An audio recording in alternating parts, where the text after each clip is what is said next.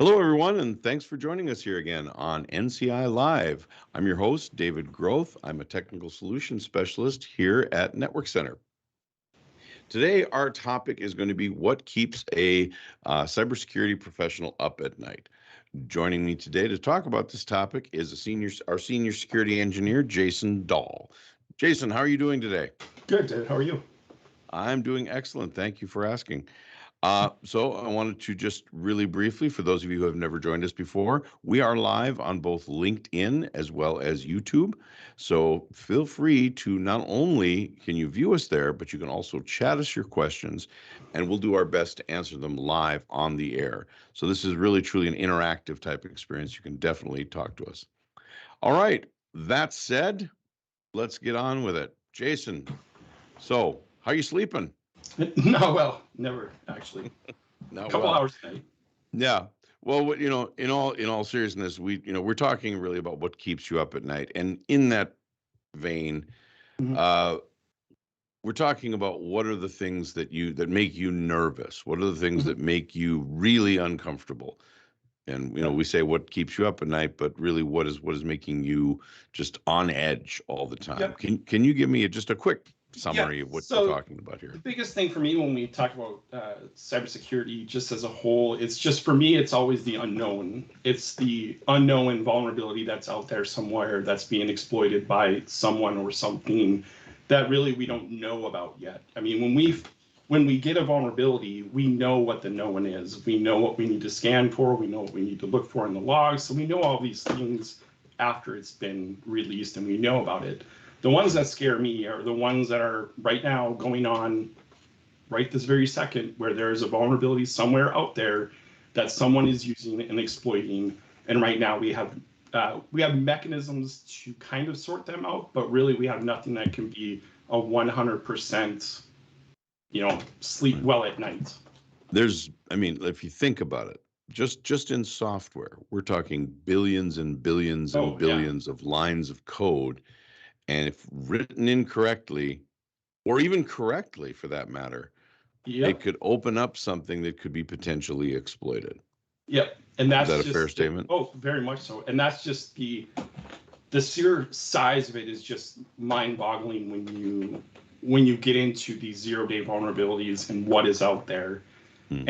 and how and that's what a lot of times I think at night and I'm like, okay, what other things can we do to try to find these things to slow these people down, and a lot of the times it's just keeping your stuff updated and keeping your systems going and keeping antivirus and just these basic everyday things that stay on top of mind, because Right. when a file hash is changed or something is different that changes from a known to an unknown, we're alerted at the time where we can take appropriate actions to find the risk and then inform the world. So I'm going to pause you there. So when you talk about finding that, so what do you mean by finding how does one find these vulnerabilities? So usually, like for instance, like a 0 day, a lot of the things what we would do is if, again, when we're troubleshooting things, regardless of what level we're on, a tech one, a tech two, a tech three, there's always a possibility that what you're working on could actually be a vulnerability, especially if you're seeing slow performance and things like that. So the first thing that I go to is logs. The Hmm. logs are going to tell me everything that the computer is doing. It's going to tell me who it's talking to, where it's communicating. And then at the end of the day, what you're really doing is you're just, what I do is I love firewall log. If I can dump that for a day, sit and go through it and weed out all the ones like these IPs we know are Microsoft, this is Amazon, this is, Hmm. DigitalOcean, this is whomever. We know who these people are. But what about these 5 IPs right here that are going to somewhere in Europe, or they're going somewhere where it's not normal? And then Right. that's where we can hone in on that area and say, okay, how did this person get here? And then from Right. there, we can see what type of vulnerability. And then if we do find a vulnerability within it, then we contact the manufacturer, letting them know that there's a vulnerability. And then at that point, that's when it be considered a 0 day. So So that's yeah, when it that goes from being unknown to a known. And that's when they say it's a 0 day, because that's when we're releasing something that is being exploited, but at the end, or could possibly be exploited. I was going But to at say, the end, yeah, at the end of the day, that is what it is. And the software manufacturer has not written a patch or a mitigating step to stop that vulnerability. So that's what a 0 day is ultimately So when you get into it. to be more concise, right? You're talking both 0 day vulnerabilities, right? Correct. But then there's also 0 day exploits, Correct. right? So Correct. can you just talk briefly about the difference between the two? Yeah. So the 0 day exploit would actually be the piece of software that is written to either find, exploit, or do something with that vulnerability. So again, if you have Log4j is a perfect example that all of us went through a couple of Decembers ago, that at the time when this is written, again, nobody knew about this vulnerability. So when they found it, the good thing is that the exploitability of it, they could write a program or a piece of software that could go and then just automatically exploit that piece of software so that the attacker can get into it. On the flip side, then when you get into the 0 day vulnerability patch or workaround, that's the actual fix action that we will take to remediate that organization from that 0 day vulnerability. Mm-hmm. But a lot of times too, even with 0 days, just normal IT functions will help you immensely. Mm-hmm. Can you give me an example of what those functions might be? Some of those are like DNS, proper IP management. Again, when you're looking at all of your assets, even if you're a small organization or a big organization, you should always know what's on your network. Again, you're getting into if something comes up and then it's an unknown. Again, what is this piece of software? What is it doing?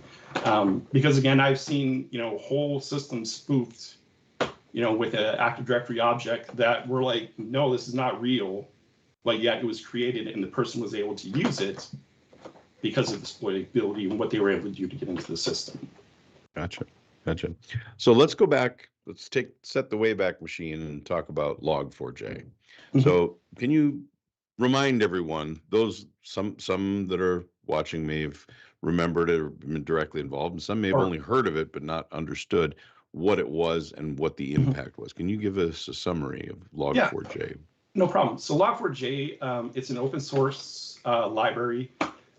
So why it was so bad is because with open source libraries, even when companies build, Microsoft builds products or any of them, Google, all of them, they all tend to use the same type of libraries, especially from open source, because it's a community involvement of keeping the code updated. Well, sometimes some of these programs like Log4j just don't get the care and feeding because again, it's a open source, it's free source. So again, a lot of these developers only work on these side products when they have time and they can get into the things like that. So at Log4j, during around December, there was a researcher in Vietnam that was just kind of messing around, whatever, and he's like, hey, I found this really interesting vulnerability within Log4j. Well, at the time when he released it, he didn't really realize the full significance of what this was actually going to do. So then when he released it and other security researchers looked at it, they're like, holy crap, we have this Log4j open source library used in almost every piece of equipment that we have, from Cisco to FortGate to all of them were using this Log4j open source library within their application. Yeah. And if I may interject some of my own personal experience, Log4j it's so small and efficient that it's literally just a logging like you said, the library, but it's literally a function that it's so small and efficient. Everybody's like, yeah, I'm just going to use that. I'm just going to grab that, use it. Yeah. And so rather than rewriting a whole other routine for their software, they're just going to grab that and use it. So including companies, like you said, like Cisco, Microsoft, and it was very pervasive. It was just everywhere. And so they just said, oh, we're just going to use Log4j to write our logs and do all of that stuff. So, So and I'm sorry. And that's that's perfect. I was just because that's the way you look at it. It's if someone's doing something already and I can use this, why wouldn't I use this to help myself and my organization if this little library or this function actually works as well as it does? Right. And again, that's when it came down to is it works so well, Well, the problem was is they just weren't keeping it updated. So now I know with Log4j, we've seen a shift from open source and IT companies where they're starting to dig more into their software and making sure that these functions and these libraries that they are utilizing from open source areas are getting updated and getting changed. But, there's vulnerabilities that they've found within DNS after 20 some years of it being used, so. And NTP was another one. NTP, yeah. I mean, everything at one point when developers go through these applications and services, it's a difficult job because, like you said, there's billions of lines of code. So how do you stop, the working from that? Yeah, that's absolutely. So let's talk about, again, so to talk about some of your terms, we talk about the blast radius, right? Mm-hmm. In security biz, we talk about blast radius as to what was the impact, not only in one, but maybe also in the overall IT community, overall systems. Mm-hmm. Like how big was this event when Log4j was impacted? Yeah, Log4j took down, to be honest, it took down entire companies where they're, because again, this happened right around the holiday season where some companies were like, we're just going to shut our servers down and we'll worry about this after the holiday season. Several of them did that because they're just like, we don't know the scope of this yet. And I know for us here at Network Center, we were very busy and trying to find all the pieces of software that we support and that we work through, are they using this? And at the time, you were there, the information is coming so fast and sporadic, and it was just all over the place for all of us to try to decide what to do. But the good thing is that as long as it wasn't exposed to the internet, ultimately you were pretty safe with it. But again, because of the fact that Cisco uses it in those, core infrastructure companies utilized it, that's also what made it, very difficult to find it everywhere. It was literally everywhere. You had to check Everywhere. things one at a time. And that's why it was everywhere. Yeah. I'm just going to pause here a minute and remind everyone that, again, we are live. So if you have a question about any of the things we're talking about, or just a question in general, and we'll do our best to try to answer it. So that's for both YouTube and LinkedIn. So feel free to chat us your question. All right, so let's talk. We talked about Log4j. We talked about some of the 0-day stuff.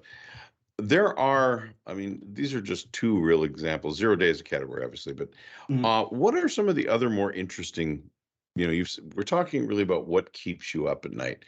What are some of the other ones that have really been shocking, that have come out, that have been just like they give you the sweats, the night sweats? Yeah, recently over the last 6 to 9 months, Fortgate, Fortinet, but again, I really can't be because again, they found it and they fixed it relatively quickly, all the things they have. But yeah, that one has kind of been surprising because they, over the last, 6 months, have been hit with like 3 or 4 0 days within their OS itself.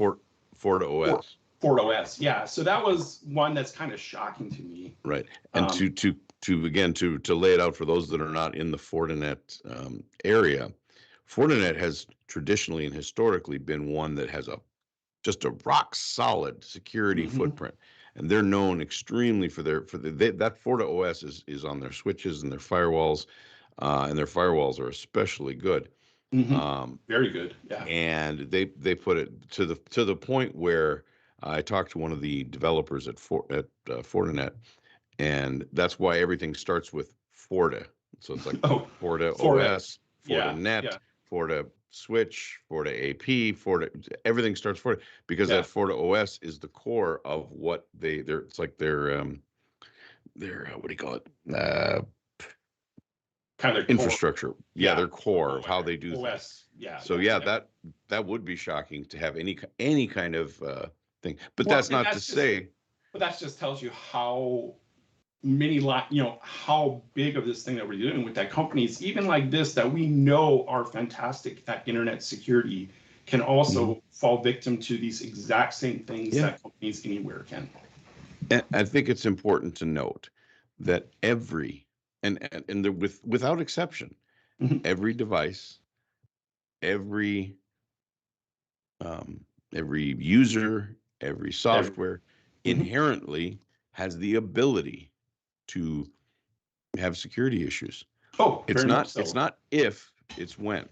So it's not Mhm. that one thing is more secure than another. I mean, there's practices that are more secure over another, right? Was that a fair Well, statement? very fair. I mean, just even think about your day to day nowadays. I mean, the first Mhm. thing you do, we wake up, we take our phone, we put to our face biometrics, boom, it Yep. unlocks our phone. We go Yep. into it. You know, when we get into work, we have to log in with a password, a PIN. I mean, nowadays, and I get why people be frustrated. I mean, because nowadays we're so inundated with so much security around ourselves. I mean, never in my life did I think I would have to have a video camera on my home, or, you know, these things are just, you know, in the realm of, hey, this is just the world we live in now. And it's not, Mm-hmm. again, that I think something bad is going to happen here. It's, again, it's a deterrent. Mm-hmm. And just like in cybersecurity, what are we trying to do? We're trying Yep. to make someone else look worse, make us look good so that they move on from us to someone else. Right. You know, make It's your about target small. right. It's about practices and just preparing for as much as you can, Correct. preparing for, you know, to prevent as much as you can, and then be able to deal with what happens when it happens, not if, When when. it's going to, correct. Yeah. Because it's going And to happen. I mean, I know you've seen it, I've seen it, and other people in our industry have seen it. That it just most people are unprepared, Mm-hmm. unfortunately. Mm-hmm. That they say, "Oh, security isn't a problem." The thing is, if people in the security, industry like yourself do their jobs, there's never a whisper. Nothing ever happens. They're like, No. "Well, why do we need to spend money on security?" It's Yeah. because you have somebody that's good at doing security, Yeah. right? That keeps you functioning, keeps the business operating, and that's Right. what you need at the end of the day. Yep. Yep. Absolutely. So let's talk. Anything else? Any other ones that were of Uh, particular? the only other one that I can think of offhand is actually just today, you know, and this is another one. It's probably not, I don't know how much we've used Barracuda around here, but they released a 0-day today. Yeah, and it's been out there since October of 2022. So that just tells you right there again that even Barracuda, who's a well-known security Hmm. appliance, Yep. was just hit with a 0-day. And this one has been exploited since October of 2022. Yeah. So, and Wow. now they've just finally, you know, started releasing a patch and finding these things. But and that's just again the complexities that you get into with you know, all these different pieces of equipment and you know all these chips and hardware and software, and it's just a lot of ones and zeros that it's Yeah. boggles the mind.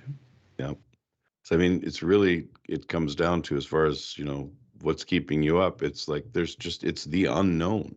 Mm-hmm. It's Right? everything that you just try to you want to stop, and you know, you throw everything you can at it and hope that everything that you're doing, the one thing that you may have missed, is not found by that attacker, and you find it before they do. Yep. Yep. It's a constant battle, right? Mm-hmm. So to that end, then, what can we do to prepare for the unknown?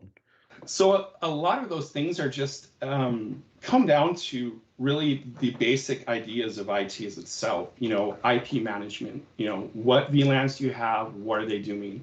You know, when you get into IP management, a lot of the things you do too is if, let's say you have a server VLAN, we'll try to clump certain systems into certain areas because then you can, you know, fragment the network and you can segregate it a little bit more.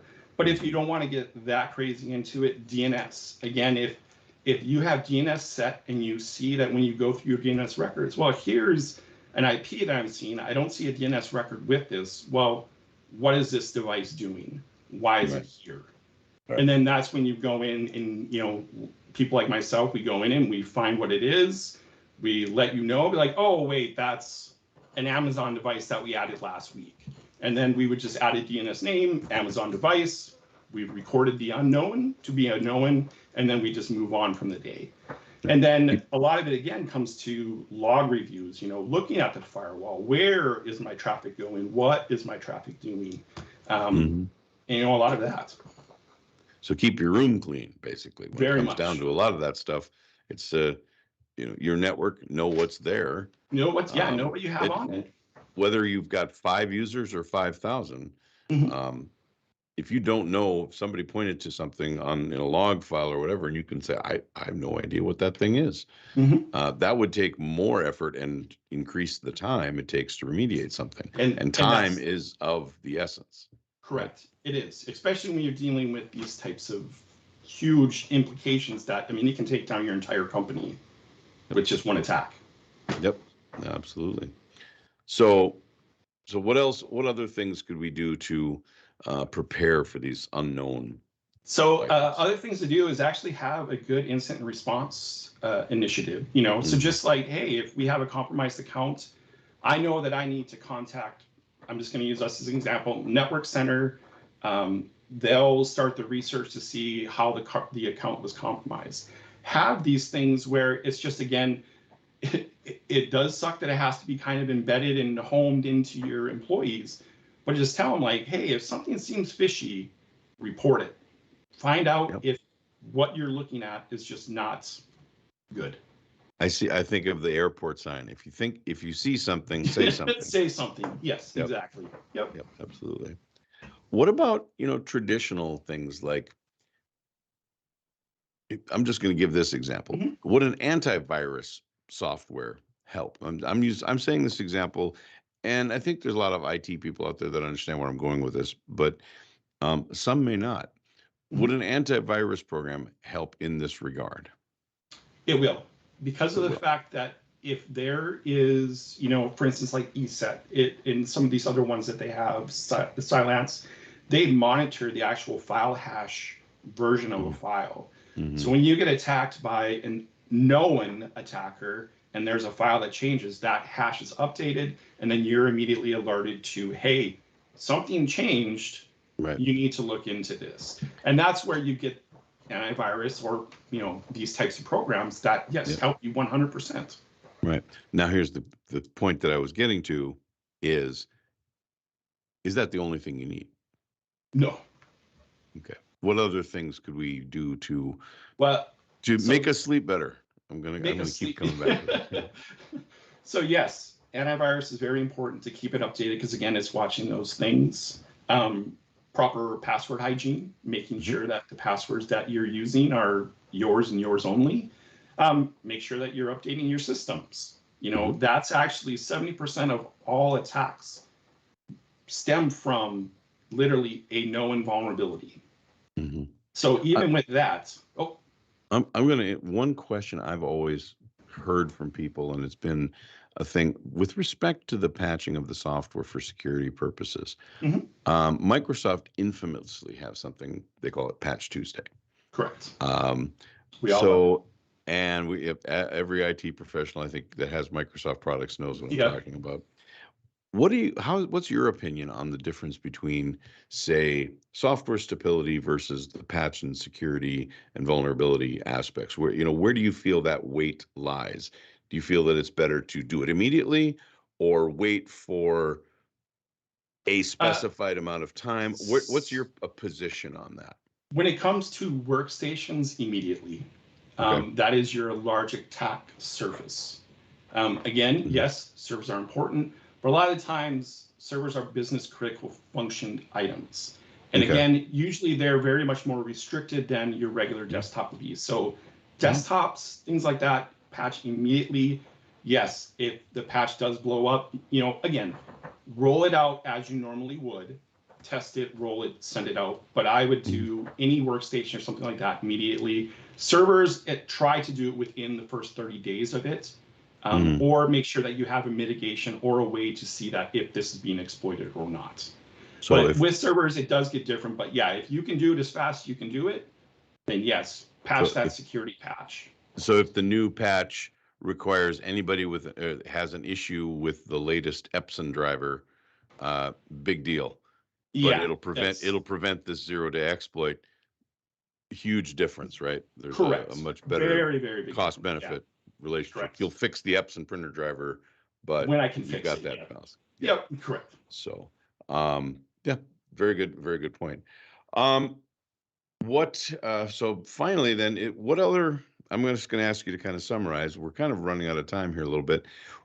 Is there any other things you'd like to, for those people that are watching, is there any other things you can reassure the people Mhm. watching that about security? I mean, right now we're living in interesting times as far as We security are. is concerned. Anything you'd like to reassure people on? Well, the good thing is, like I said, because of the fact that we've had so many high-profile, Home Depot, Target, and the thing is that right now the great thing is it's front of mind.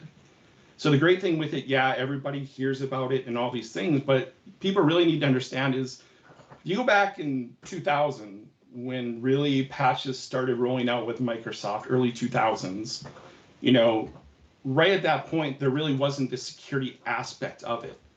But since that has happened, the push has been for more security, more security. And I just think, at the end of the day, no, we're not going to be able to stop everything, but we've been able to slow them down much more just by putting in these basic things and by teaching people this. Hey, again, yeah, if you see something weird, report it. Why is my mouse flying across the screen?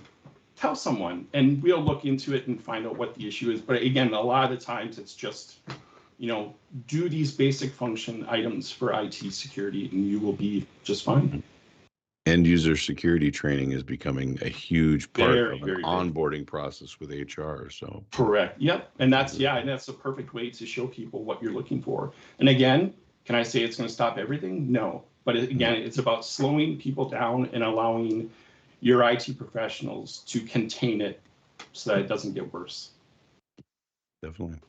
Well, we've pretty much come to the end of our time here together, and I appreciate all of your insight. It's been great. Thank you. Security is always a multi-layered, multifaceted topic, and we can get into debates and back and forth on the various aspects of it, because I think you ask, two CISOs, you're going to get 4 opinions. Correct. On anything. But I think everyone can agree that it's a multi-layered, multifaceted approach, because there's no one golden key that's going to solve it all, right? Right. So for those of you that are joining us, if you have questions after this live broadcast, feel free to visit our website at www.netcenter.net, or you can email us at info@netcenter.net, or you can visit us on any of our social media platforms. And if you're on YouTube, please subscribe to our YouTube channel and hit the notification bell so you can be notified anytime that we do go live, which we do every 2 weeks at 11 a.m. Central Standard Time. That being said, Jason, it's been a pleasure as always. Yeah, it's been great. I do appreciate you showing up, and hopefully we'll see you again. Come back soon. Yes, sir. Yes, sir. All right. Take care. And for those of you joining us, thanks for joining us here on NCI Live. Goodbye. Bye.